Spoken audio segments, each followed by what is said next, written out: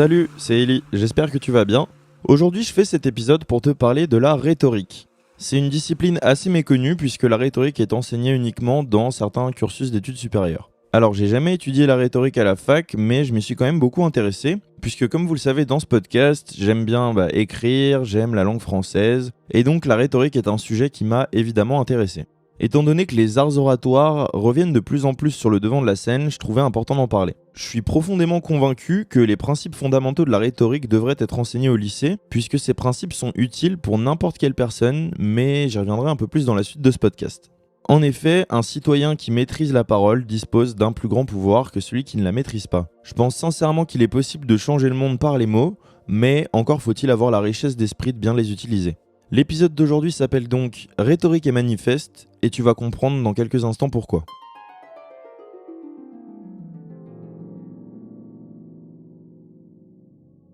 Alors, les origines de la rhétorique remontent à la Grèce antique. C'est le penseur Aristote qui va développer le système rhétorique en rassemblant en fait l'ensemble des techniques oratoires de l'époque. La rhétorique pour Aristote, c'est un discours que tient un orateur et qui est propre à persuader un auditoire ou au moins à l'émouvoir.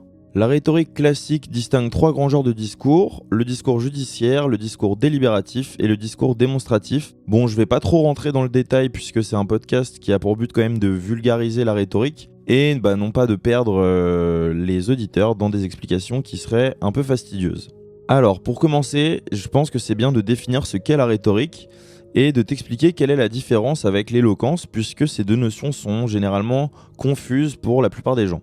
Il y a une grande différence entre la rhétorique et l'éloquence. L'éloquence, c'est surtout un talent ou un don de la nature, alors que la rhétorique, c'est le fruit de l'étude ou d'un art. Entre éloquence et rhétorique, il y en a un qui trace la méthode et l'autre qui la suit. Un qui enseigne les moyens et l'autre qui les emploie. On pourrait comparer ça un peu à la théorie et la pratique. On peut donc dire que la rhétorique est la théorie de l'art oratoire, alors que l'éloquence est la mise en pratique des concepts de rhétorique. C'est l'art de mettre des mots sur les causes qui nous tiennent à cœur pour potentiellement en créer un mouvement. Si tu suis l'actualité, tu peux ressentir de la frustration ou avoir le sentiment d'être impuissant puisque on est dans une démocratie représentative qui ne représente pas forcément tout le monde. La compétence rhétorique permet de se confronter aux problèmes pour potentiellement rendre ce monde plus juste et plus beau. La condition principale pour pouvoir toucher des gens à travers les mots, c'est la passion. Si tu dois faire un discours ou parler à des gens d'un sujet qui te passionne, il y a infiniment plus de chances que tu puisses marquer les esprits de ton auditoire. Ça paraît logique puisque quand on est passionné de quelque chose, on peut en parler avec beaucoup plus de ferveur. Une autre condition pour pouvoir parler aux gens et les marquer, c'est de développer une expertise sur un sujet. Il y a énormément de domaines de compétences dans le monde et un être humain ne pourra malheureusement jamais tous les maîtriser tout au long de sa vie. En revanche, en choisissant bien des domaines de compétences qui te passionnent, le combo expertise plus passion que tu auras vis-à-vis de ce domaine fera que tu seras plus légitime et plus crédible dans tes prises de parole. Les autres accorderont de la valeur à tes mots et c'est quelque chose qui se gagne avec le temps. Étant donné qu'il y a énormément de causes qui pourraient rendre ce monde plus beau, à toi de trouver le projet qui fera vibrer ton cœur. Il me semble que dans son livre La République, Platon écrit quelque chose qui m'avait pas mal marqué. Et il dit, j'ai plus la citation exacte, mais il me semble que c'est ça. Il dit « Le problème n'est pas que les autres ont trop d'influence, mais que vous n'en avez pas assez. » J'aime beaucoup cette phrase puisqu'on a souvent tendance à s'indigner des hommes politiques et des différentes dérives où certains peuvent faire passer l'intérêt personnel avant l'intérêt commun. Et cette phrase de Platon nous remet au cœur de l'action et permet de nous rappeler que nous avons tous un rôle à jouer en fait. Quand je vois quelqu'un s'indigner sur un sujet, la première réflexion que j'ai, c'est de lui demander tout simplement quelles actions cette personne entreprend pour remédier au problème qu'elle soulève, plutôt que de s'indigner dans le vent et de brasser de l'air. Étant donné que le monde se change avec les actes, mais que les idées se transmettent avec les mots, c'est intéressant de se demander comment on pourrait devenir un meilleur orateur. Pour être un bon orateur, le plus important est d'avoir tout simplement une vision d'ensemble du sujet qu'on va aborder. C'est toujours intéressant de se demander quel est l'objectif d'un discours lorsque quelqu'un prend la parole en public. Est-ce que la personne qui est en train de faire un discours essaie de nous amadouer, de nous attendrir, de nous faire peur, de nous persuader de quelque chose, etc., etc., etc.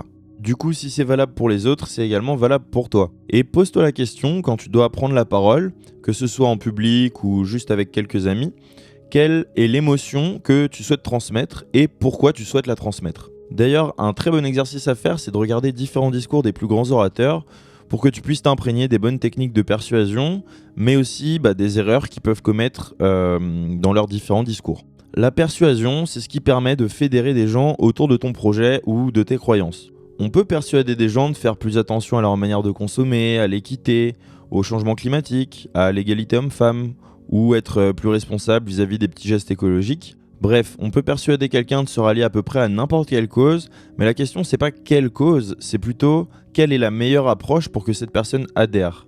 On sait parfaitement que le discours moralisateur ne marche pas, puisque c'est une forme de répréhension et du coup c'est perçu négativement par le cerveau et il le retient moins bien. Du coup c'est à toi de trouver, selon ta cause ou ton projet, la meilleure façon de communiquer pour présenter tes convictions et que les gens y adhèrent. Pour persuader, c'est bien d'avoir un discours structuré et des arguments valides, mais malheureusement ça ne suffit pas toujours. Entre convaincre et persuader, il y a une différence majeure, c'est que convaincre va faire appel à la raison, alors que la persuasion va plutôt faire appel aux émotions. Effectivement, la persuasion se base sur la psychologie. Pour persuader, il faut adopter une stratégie de discours pour que tes interlocuteurs soient motivés à agir, et pour ça, il faut raconter une histoire. Le storytelling, c'est hyper connu parce que ça a un impact très fort, que ce soit dans la politique, la musique ou le cinéma ou n'importe quoi, ça marche souvent très très bien. On peut donc en déduire qu'un discours sous une forme narrative aura bien plus de chances de marquer les esprits. C'est hyper important d'en tenir compte puisque ça va rajouter de la consistance à tes prises de parole. Un bon discours, ça doit non seulement faire passer tes idées, mais également appeler à l'action pour que les personnes que tu vises soit votent pour toi, soit jettent leur mégot à la poubelle ou fassent plus attention au climat, soit souscrivent à tel ou tel abonnement, achètent tel ou tel produit, etc. Quand tu fais un appel à l'action, il faut faire attention à ne pas infantiliser ton interlocuteur, mais au contraire plus à le responsabiliser.